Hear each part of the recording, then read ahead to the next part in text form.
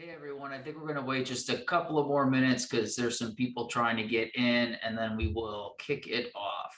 So I will be back in a sec.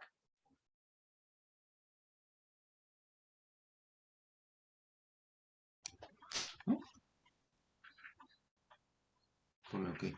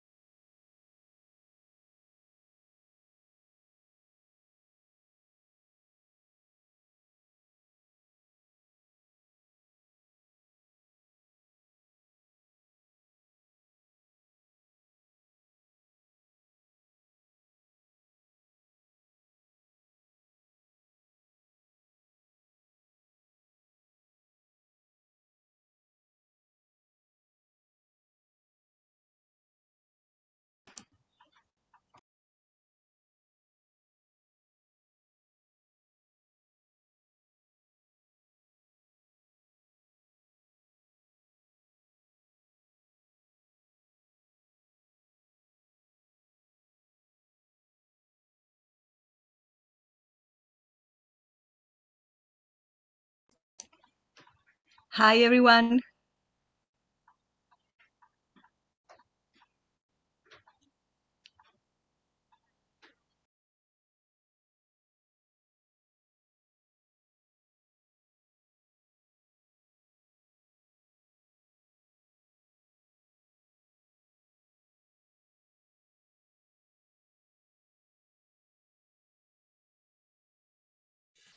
All right, I think we're going to kick it off since we're at 1:05 and I don't want to keep everybody waiting, but nice to see all your faces through the pictures. I'm Dan Courier. It's my brother Chris Courier, and we're two of the three in DTC. And we're going to talk a little bit about our real estate investment and how we got started and how we've turned this into a viable business, I guess. So feel free to ask questions throughout, or if you just want to wait to the end, we can kind of go over anything that you want. It's going to be very much an intro to it. There's so much that goes into real estate investment, but a little overview and some ideas to get your brains thinking of, how we get into this. So let's kick it off.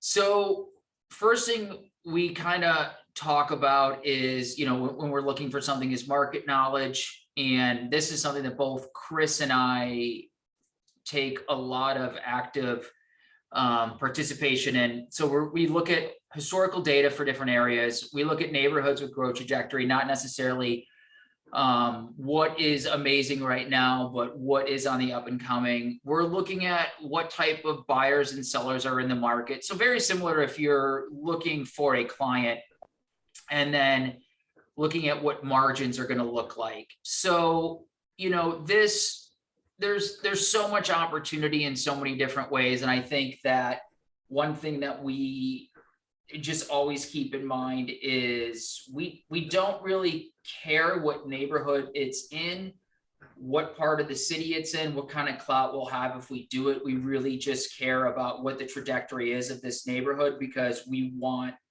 to know where this is going to sit when we're finished with the project in 4 to 6 months.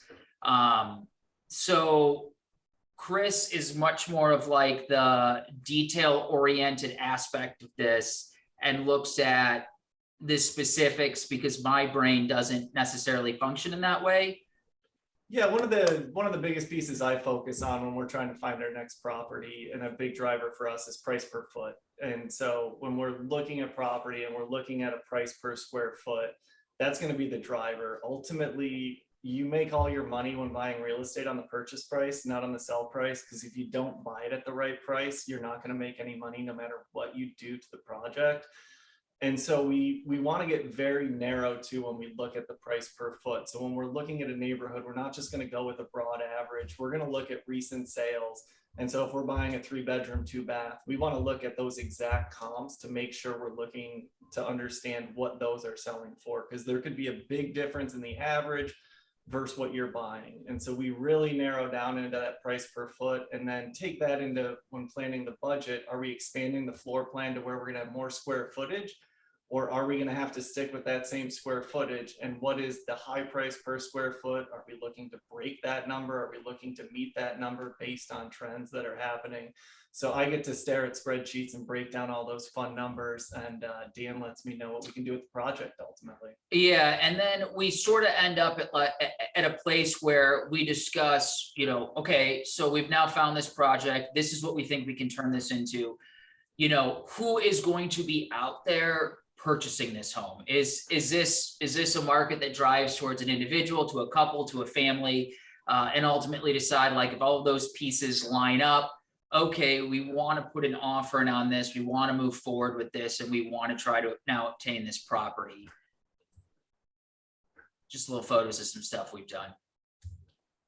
And that kind of leads us into this finance aspect of it all, because this is a world we're still learning and exploring. And the further you get into real estate investment, the more opportunity you will have to gain non-traditional finance. So, you look at a few things. How do you want to fund your flip? What is the best way to do this? And a lot of this can depend on if you're going at this solo or if you're working with partners like my brother and I do. Do you understand different lending options available? There's so many wonderful lenders out there that are so good to work with when you're doing traditional real estate purchasing.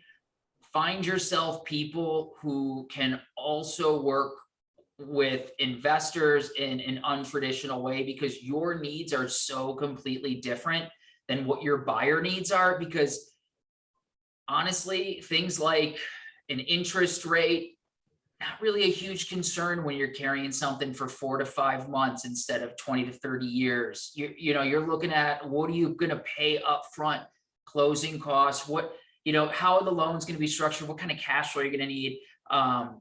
Look at, can you leverage any of your assets? I think most people don't understand how much they've already accumulated and what they can lend against. Contingency plans in place, and then how are you going to protect and structure your cash flow, which is a huge thing, because you don't want to be the person who's selling a 2/3 of the way done home with plans because everything's ready to go, and in reality that person just overspent, can't finish a project, and is just trying to dumpster fire something for no profit. So again, this is an area where Chris kind of dives in and manages the expectation. I tell him what we need, and then he figures out how to work with who we need to work with to get that money. Yeah, I think until you understand how you're going to fund your flip, you actually can't understand your full cash needs for a project. So you might know what the remodel budget is. You might know, kind of what you're going to put into the place. But if you don't know if you're putting 7% down or 20% down, that can be a huge swing in the cash requirements for a project. So you really need to know the funding route first to work backwards and understand the full cash needs that you'll get into a project. When you're leveraging different assets, you'd be amazed how creative you can get in this section. We come across a lot of people who have been crypto investors, and a lot of platforms now will actually lend against crypto assets, and it won't show up on your credit score because they're using the crypto in the account as the collateral for the loan. And so you can actually leverage yourself up a little more using some creative, untraditional methods like that. And then ultimately, the contingency plan matters. And so we kind of stick to the 20% rule for us. Whatever the budget is, assume you're going to go 20% over that. And so that could be whether you're going to have to change the remodel plan. You break down a wall and realize, oh, there's something behind it we didn't expect.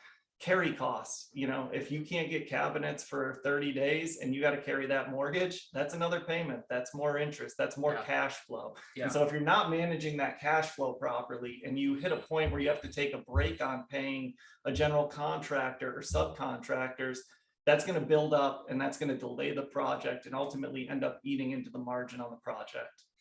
Yeah, because it's a difficult thing, and especially when you're getting started, you want everything to go smoothly, and it doesn't always. And the contingency plan is so important. And you have to think about, okay, how big am I going my first round? What am I getting myself into? Our first flip we did in California, it was before we kind of controlled every aspect of the process. We came onto the market incorrectly priced, and did not work out for us. And we weren't able to turn around and sell it right away. We had to rent it, and there was funds tied up. And then COVID hit, and then the renter stopped paying, and then. And so it was one of those moments where it was, we didn't fully extend ourselves. We didn't push ourselves to a place where we weren't able to come back from that. But it was a very scary first experience in Los Angeles, and we had to push through it. But you do want to hope for the best and plan for the worst. And so protecting and structuring how your cash goes is really important. And having somebody who can creatively lend for you, or somebody that you trust, that is going to be, just absolutely mandatory for this business. So here we're looking at, you talk about different ways to improve value. When you look at this kitchen, originally this was very outdated. The shade of white was like not working with the backsplash. There were some things that were not great about it, but we wanted to do an economical improvement. And so we busted down the wall from the galley. We saved all the bases, we refaced things, and then built out an island. These two kitchens look extremely different, but a really great example of when you find something that has good bones and you don't need to tear everything down. This is a kitchen that was one of my favorites. That was one of the cheapest kitchen remodels we ever did. I remember at first when we saw this, we looked at it and said, it's hideous. And Dan calls me a week later and said, I know what we're going to do. We can save all the marble, the backsplash, everything. It's not that pattern's wrong. And we're going to save a fortune from ripping out all this stone and redoing all of that. And so we try to manage cash flow from that perspective too. What can we save from the existing structure? Yeah, even that hood vent in the original was left. We just wrapped it in walnut to tie in, with the new island. And so it's just really important when you're looking at a project like that. You want to take your mind out of like all of this needs to go, and you need to think what can be wonderful. And that was just an example of the cheapest kitchen remodel we've ever done, and it turned out phenomenally. So, leading into acquiring properties and what this process looks like. This has shifted for us over time in an area now that I take a lot more involvement in. But when we first got started, I was not licensed, and we realized that it would be beneficial for us as a company to have me licensed. One, you control the process, you really are fully involved in it, you're not at the whim of somebody else, and then obviously improved margins. So depending on how many are at play with you, would acquiring your realtor license be something that is worth it? For us, I would say absolutely, 100%. It is a game changer.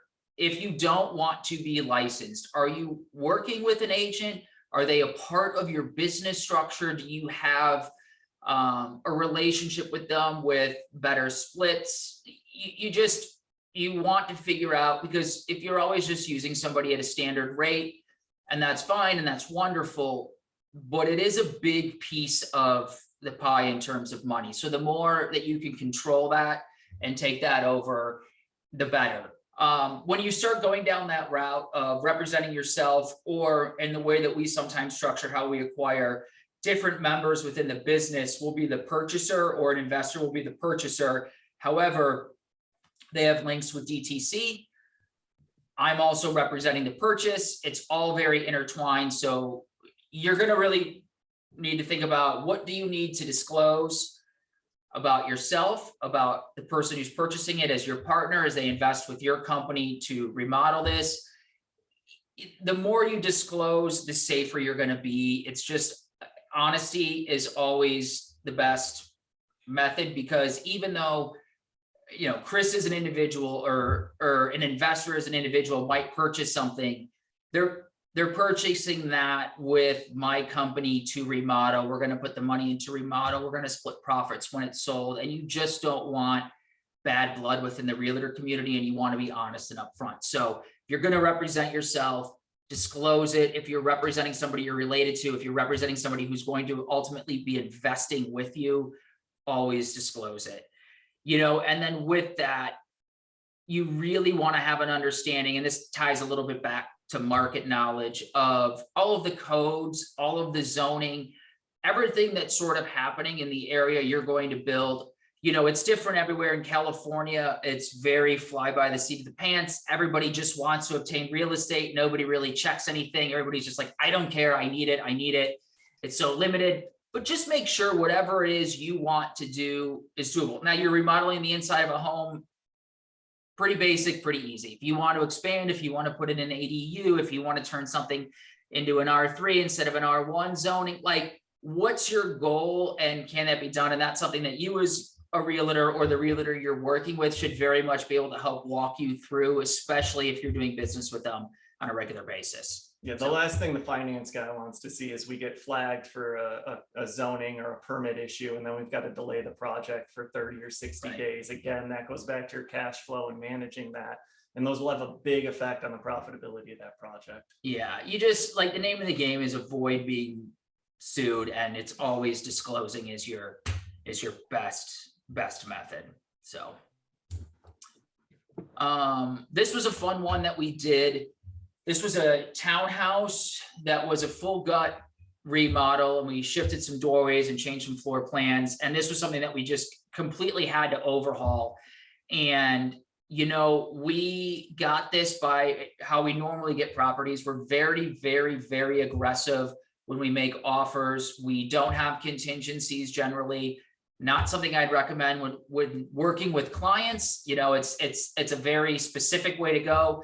But as a young company, we don't have the power of all cash purchasing yet, and it leverages us up to that playing field. And so we did that. We obtained this for a great price. And this is just a bathroom that we did there, taking it from, it was built in 79 and had a big Pink touch. carpet. Yeah, it had pink carpet even in the bathrooms. And so just some of the work that we did in here. And we ended up setting a price per square foot in the Sherman Oaks neighborhood, selling it with, like, I think it was 16 or 17 offers. So In under 48 hours. yeah.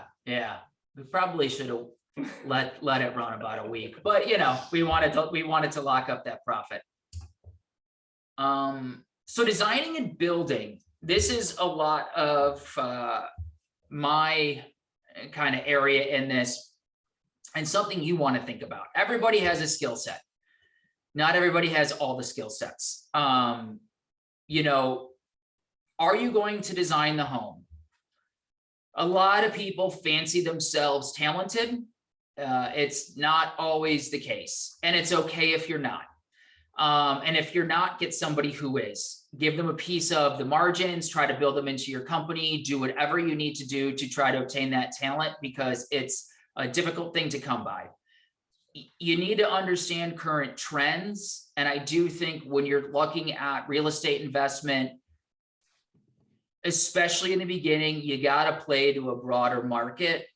You know, as an investor, you're not a designer working for a client where you can be as creative as you want, as specific as you want, as daring as you want.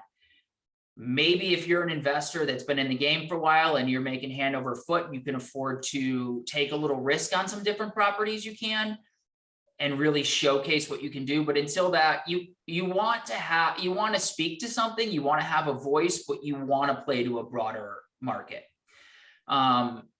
One of the things I always sound off on my brother is when you are at the top and you're on a job site and you have your general contractor and you have your subcontractors working for you, at any given day, you know, if 10 people are on site, you've got 10 different people with thoughts.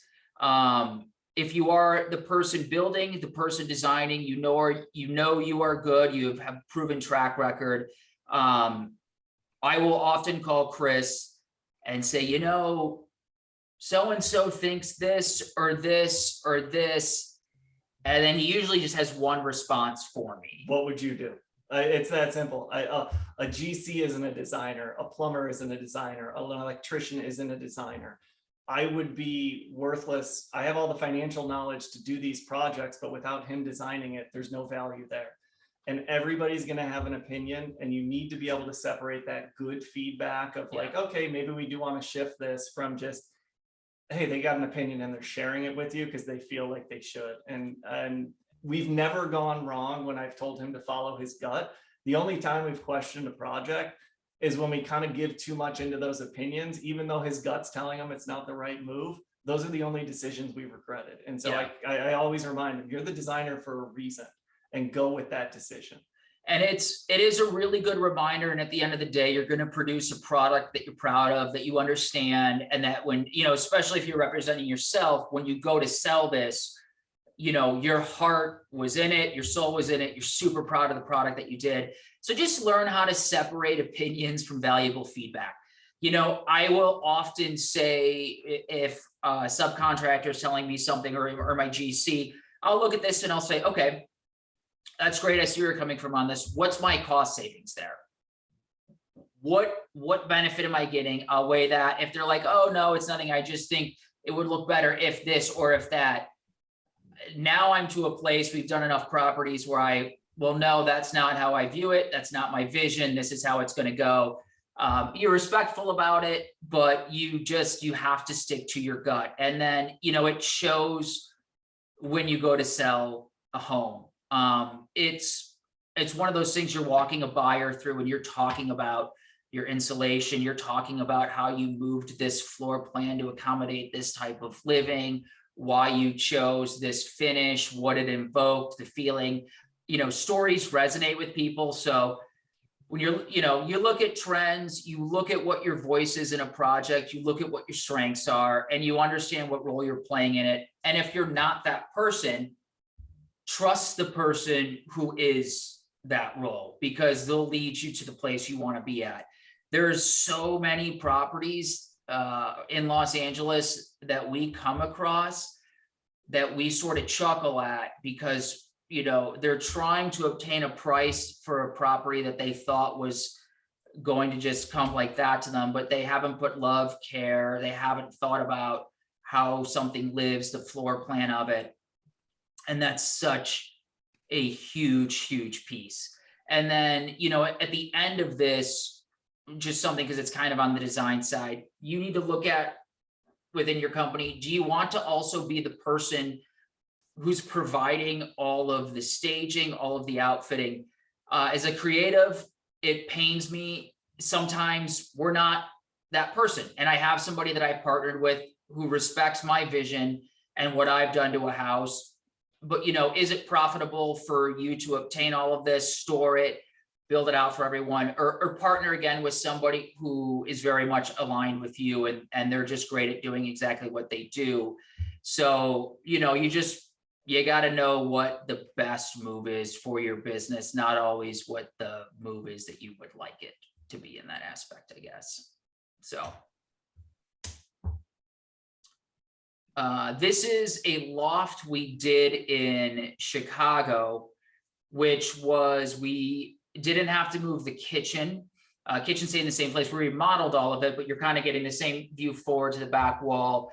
You know, this was great. We updated the floors, updated the kitchen, everything, all the appliances stayed in the right place. We showcased the wood on the ceilings. You know, we just gave it fresh life. And then this one, we actually did design with furniture that we wanted, because it was early in the phase of like, well, I think we're going to be living in some of these properties that we're doing as we get started sort of in this journey, because it's not an easy thing to just kind of start rolling with. So this was one of our favorite lofts we ever did. It lived so well, it sold so quickly, and there was so much love. And the person who bought this, I save all of my real estate listings. The person who bought this over 10 years ago is still there. So kind of cool. Project management. Do you have a working relationship with a GC? Have you considered subcontractors? Are you working with someone with city permits? Do you have a time frame you need to stay on?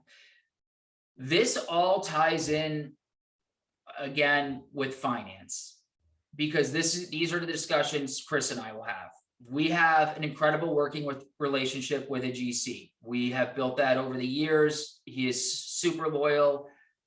We never miss a payment. We don't net 30 a thing. We pay him, you know, upon receipt. He's wonderful. We've got subcontractors.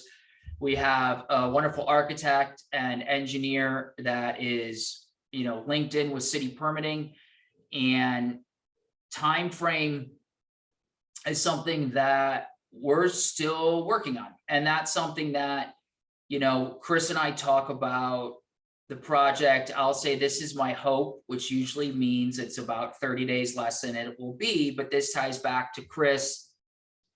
It's kind of similar to the 20% rule with the budget. Assume it's going to take 20% more time at least than you think, because there's always going to be something that slows you down. I think a lot of people with general contractors are so prone to finish a project, look at the P&L of that project and go, the general contractor cost me $30,000. If I GC this myself next time, I'm going to save $30,000. What you don't see in the bill from the contractor is what they also saved you. Yeah. If the subcontractors aren't showing up on time and you're delayed early in the project because you haven't managed the subs before, you haven't worked with them, they short something on the work, that is going to cost you way more than the GC would have ever cost you. And so, you know, to Dan's point, there's a lot of people in real estate who will short contractors, who will drag out payments. Our number one thing is if you do the work and do it right, you are getting paid immediately. And we have a group that is extremely loyal to us because we take care of them. And it comes back to you doing it properly. Yeah, every project I manage, I really try to do it with integrity. And I have the freedom to do that and to not be too stressed, because I have a partner who's taking on the finance side to make sure everything is flowing my way when I need it to flow. And it's never hit a point where it can't flow the way I need it to go. But you run it with integrity, and you know, I treat my general contractor like he's my boss. I respect, you know, his opinions, the subcontractors. So when you're on site, when you're rolling through with your cup of coffee and your fancy shoes and painted nails, and everybody's looking at you like, who is this person? You know, you stop, you say hello, everybody knows my name, I know everybody else's name. And it's a relationship business. Just like if you're dealing with clients, other agents in the industry, dealing with your contractor, your subcontractor, the city, your architect, your engineer, all of these people, your vendors, like everything is relationship. And so your project management really just needs to come to a place of integrity. Another thing that I'm constantly focused on is driving to solutions. And this is something that Chris has helped me with a lot, because I could focus very deeply on a problem and I could really analyze that problem. And when you're looking at time frame, you're not benefiting from it. So, you know, learn how to make decisions quickly, move forward. There's generally never a problem that cannot be solved in some way. There's no reason to stay angry. I never view a mistake on a job site as somebody's fault. You know, something happens on our job site, my general contractor will be fast to take accountability. And I'll say, yeah, but I also looked at this rolled up to me. This is on, you know, so you want to have that mindset that this is very much your thing. You're running it. It's your job to make sure it's nobody else's fault. You know, this is something that you have to be in charge of and keep that train running. This was a really fun kitchen to do. And it kind of came about in a weird way. We opened it up. Luckily, we didn't have to put any structural beams. And then the cabinets came, and I really, really, really wanted to do dark counters, very much so. This was a moment when I was needing to understand what the market was asking for. And this needed to sell, and it needed to sell not to a specific buyer, but it needed to sell to various buyers who wanted to make multiple offers. And so because of that fear, it led to those countertops, which ended up being absolutely gorgeous, which led to then me putting in walnut shelving to add warmth. And just one of those moments that I was proud of myself as somebody who designs things of, this isn't necessarily what I want, but this isn't my home. But I'm now domino affecting something that's still going to be just as beautiful. And then brought in our stager, and our stager just made everything pop off of that. And she took what I did and just elevated it. So, again, this was a townhouse, which I would recommend if you're just getting started. Townhouses are a wonderful, wonderful place to be. I would say we both could say a little less hassle than a condo. Yeah, a lot less. Because it's usually small, not as many units, not as many people to deal with. You're not dealing with the outside of something. Your budgets can be a lot more constrained in it, and just smooth and fast. And I think the number one thing when working in townhouses, and we do this on every project, we put a letter under everyone's door and let them know exactly what we're doing up front. These are the hours that the construction is going to be happening. If you have a problem, here's my cell phone, call me immediately. Because a neighbor who is not in the know of what's happening and gets frustrated, it calls the city on you, causes other issues and delays in the work, could be one of your biggest headaches, or it can be one of your biggest assets. Yeah. And if you're just upfront, honest with them, what's happening in the complex, most of the time they're really excited. This is going to help their comps. This is going to raise values for the condo or townhouse unit as a whole. So those letters, the in-person shaking hands prior to COVID, letting people know who you are, it goes a long way just to take 5 minutes and say hello. Yeah, it has made a huge difference. In the latest 2 projects that we're doing, I think I gave 4 directions each way across the street and behind, all the same letter, all my information. Neighbors reached out, so excited to see the neighborhood improving. Happy what we were doing, because I think a lot of the times I would worry, we're just being invasive in everybody's world. And it's just a nice, again, it goes back to who are you, integrity, being honest, being upfront and personable, and relationships. And now, every neighbor we meet just absolutely loves us. So it's great, and it makes our life so much easier, because even if you're on the complete up and up, you don't have to worry about anything. The city comes out, the city gets called, the city's getting aggravated because some pissed off neighbor. It is going to slow you down every time. So, just make people aware. So to kind of wrap it up, this is something I think we're still figuring out a little bit this year. Coming into this year, we have more defined direction. But what is the goal for your company, or for you if you're an individual? Are you looking for longer term plays? Are you looking to flip and move on? Do you understand the risks and benefits involved in different paths? For me, my thing is like, well, I just want to keep making every property pretty I can. Chris looks at this very differently, which you can touch on. Yeah, I think for us, at first we were just going kind of flip to flip. Great, we did one, let's do the next one. And this year we're coming into it going, if we had a magic wand and could go, in 5 years, we're real estate moguls and this is what the business looks like. What is that structure? Because if you don't know the destination, you're not going to know how to get there. And then you take that destination and work backwards. What are the steps? Do we need to do a minimum of 3 to 4 flips per year? Are we looking to develop rental properties? Because without that long-term planning and understanding where you're going, you're going to run into issues, whether it's paying too much in taxes because you don't understand 1031 exchanges and getting those going. You're not going to know if you want to build rental properties for passive income. There's risk rewards to each direction.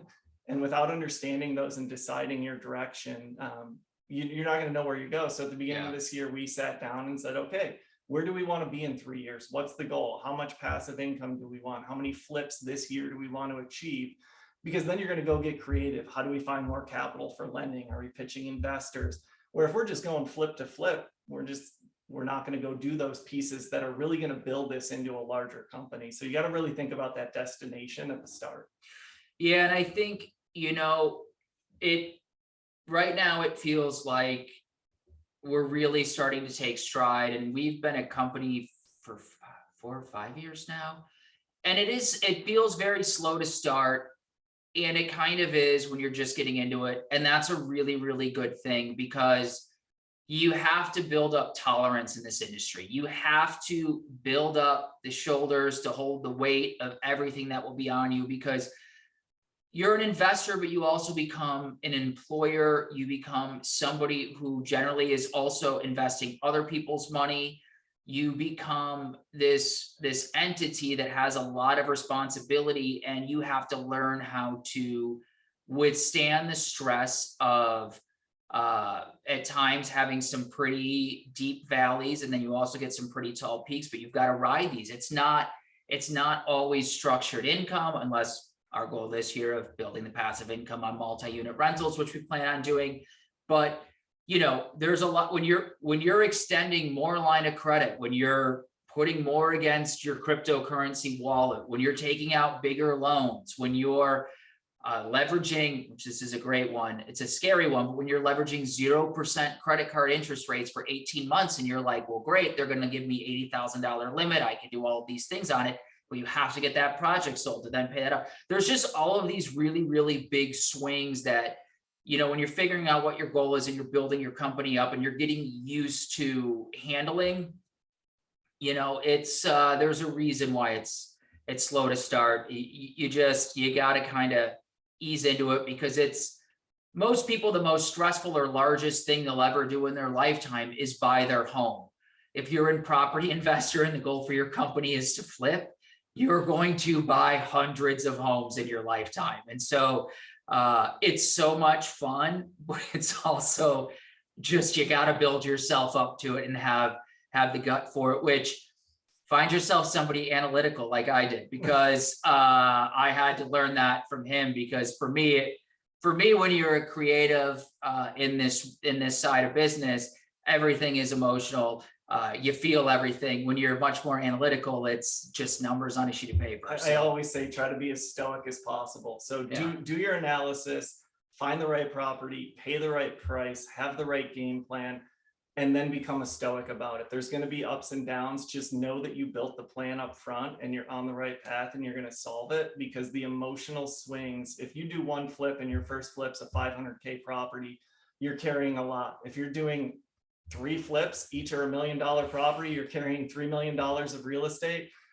If you're letting those emotional swings take you up and down, it's gonna affect the projects, the performance, the timing. Know you built the plan, you know you've put in the time, done the homework up front, and just become a stoic about the investment and see it through to the end.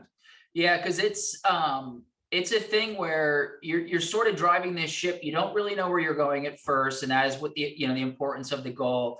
But you're driving a really expensive ship, and it can be stressful. So you figure out, how do I leverage? How do I spread out my risk? What do I really want from my company? There's a lot of people we know that just want to buy a multi-unit building or a couple. They sit on it, they don't do anything else, and in 30 years, that's the retirement plan. That's not our goal. Our goal is a huge mixture.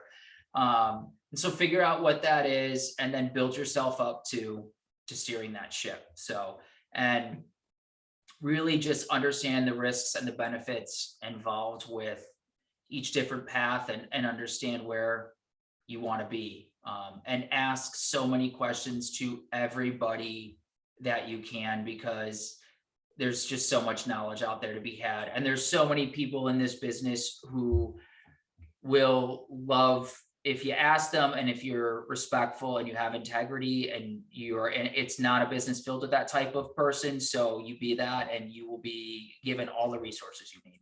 I think the most important thing at the end of the day, not to forget, is have some fun doing it. There's no reason to make a pile of money and be miserable. Yeah. Have fun doing these projects. Get excited about the little things. Celebrate the wins when you have them, and have some fun, because otherwise, what's the point of doing it?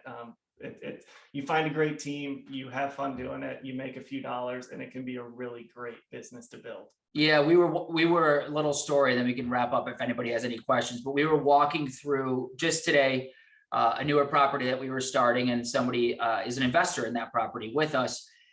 and I was walking them through it, and I found myself on a high talking to them about the floor plan I had done, what we were doing, the things that were happening. And it's a moment where you're like, gosh, this really is the most fun business to be in if you want to be in it.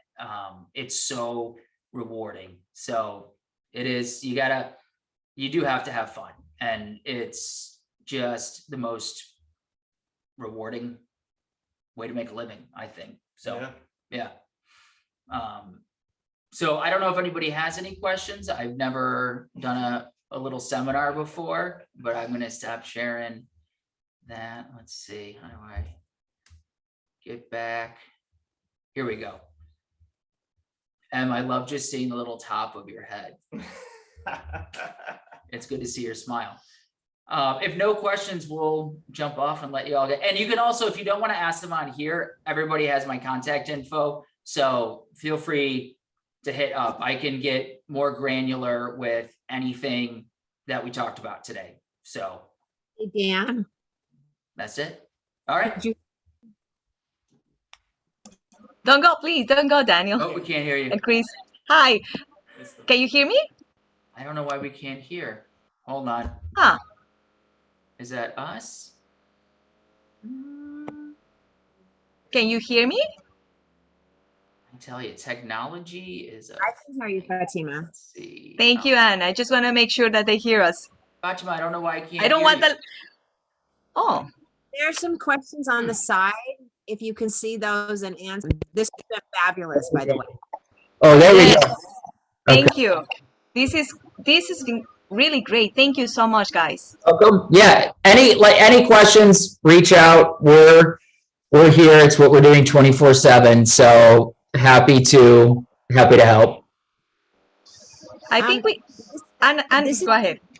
Is that okay? This has been really, really, really good and informative. And the way that you two work together permeates through the screen. You know what I'm really interested in is a little bit about both of you and your background and how long you've been doing this, why you decided to start doing it. You know. So my background was actually earlier in life in finance and banking, which was horribly wrong for me.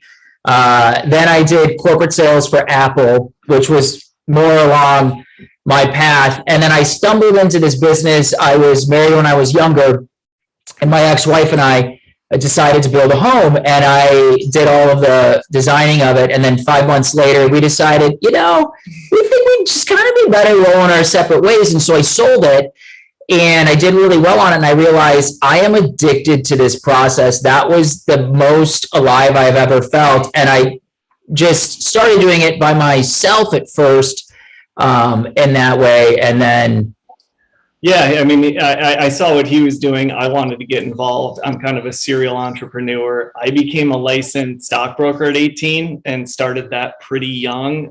Worked as an institutional broker for a lot of years, and then got into the e-commerce space.